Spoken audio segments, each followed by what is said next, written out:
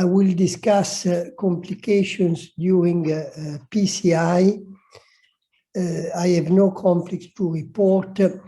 Learning to solve complication is an important aspect of coronary interventions.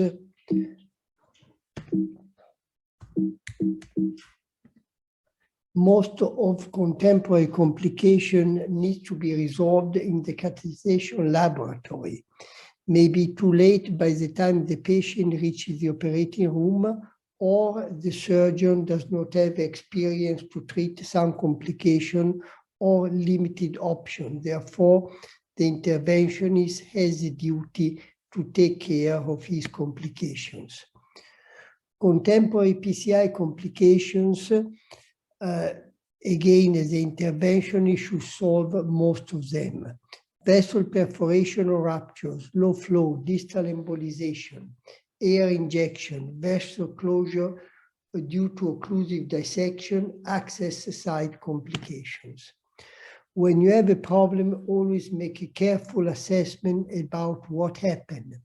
Most of the time, diagnosis should come before treatment. I say most of the time, sometimes maybe the opposite, but try to maintain this sequence. Do not put into action a possible solution unless you understand the problem you are taking care.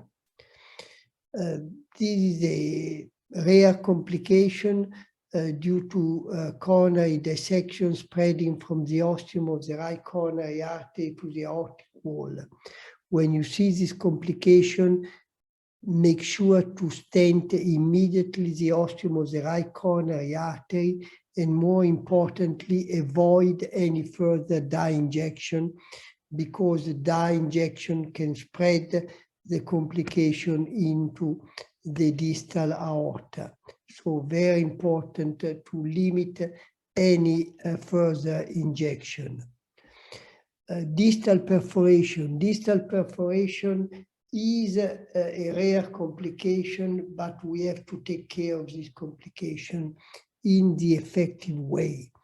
Let me present you this case, a 94-year-old gentleman with a non-ST elevation MI, serum creatinine was high, so a number of problems present. The LAD had stenosis, which was taken care by stent implantation.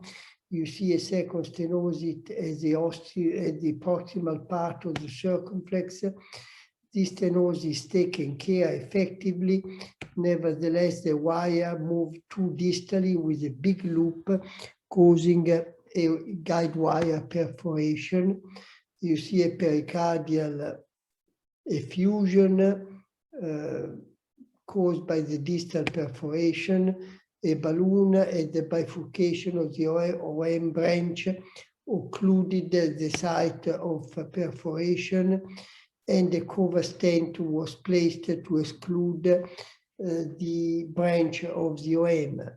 Retrospectively, this was a mistake, because perforation kept to be fed by collaterals from the LAD and from the other branch of the circumflex.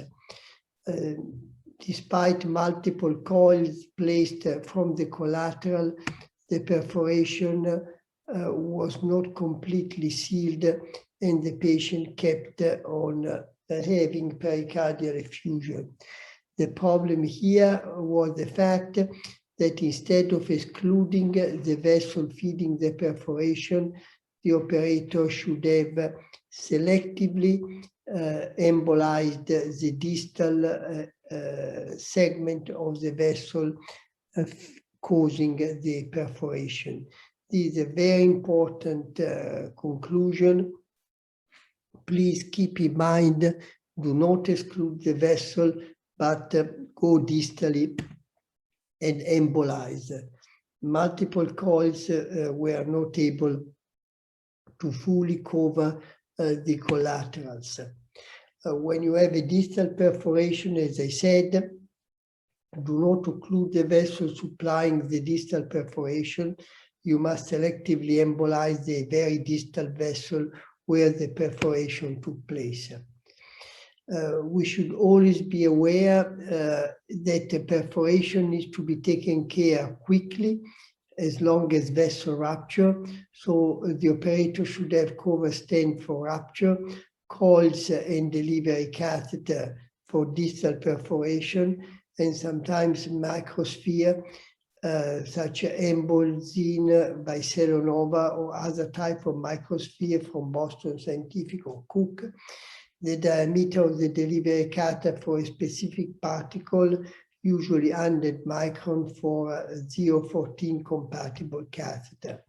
It is always better to occlude the perforation as distally as possible. Here are the microspheres. They go from different size. For our coronary field, we go 100 microns are the most suitable ones. You can also use coils, barbell, barbet, any type, but just be confident with one type and have this type available in the cath lab.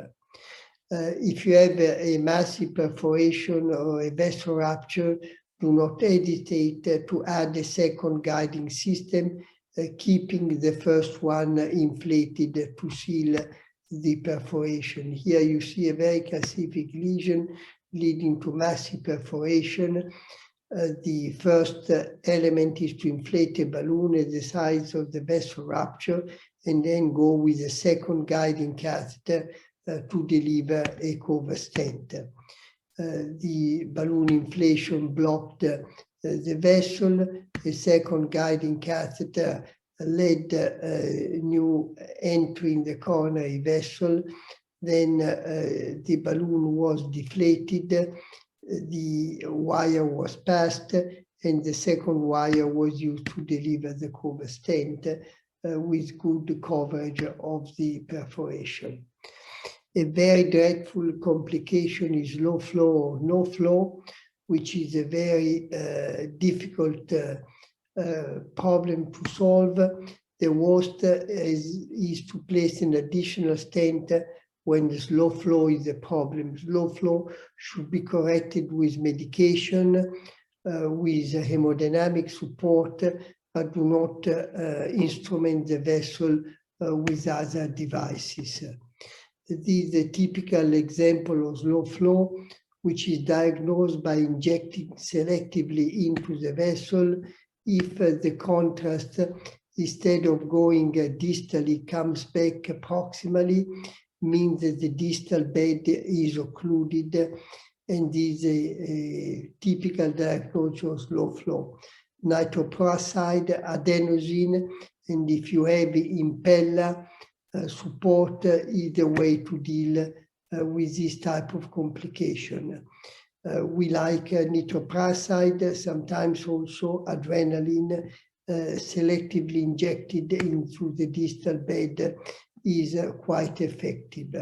Adrenaline 100 microgram up to 1 milligram is very appropriate for persisting slow flow.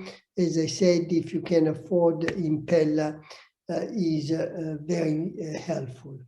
Access site complication, the way to diagnose this type of femoral artery complication is to do a CT scan. Of course, angiography, if you have still the catheter in place, is easy to be performed. But if you don't see any bleeding from angiography, does not mean that you don't have a perforation, because the feeding vessel sometimes can only be seen by CT scan. So CT scan is a way to fully exclude these type of complication. To conclude, these are general statements that we like to highlight. If you suspect that you are subintimal, you are subintimal. If you think you need hemodynamic support, you need hemodynamic support. And if you think you need aortablation, you need aortablation.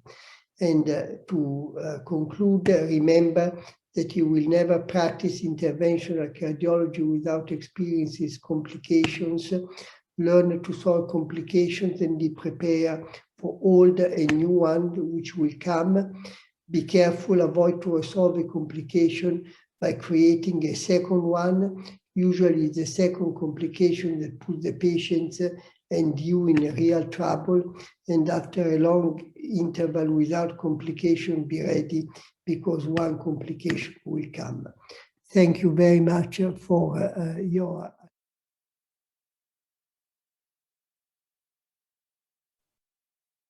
So I am told that Dr. Colombo is not here, but thanks for his nice presentation, excellent review of and some good cases about complications. Self-explanatory, I would say. So we go.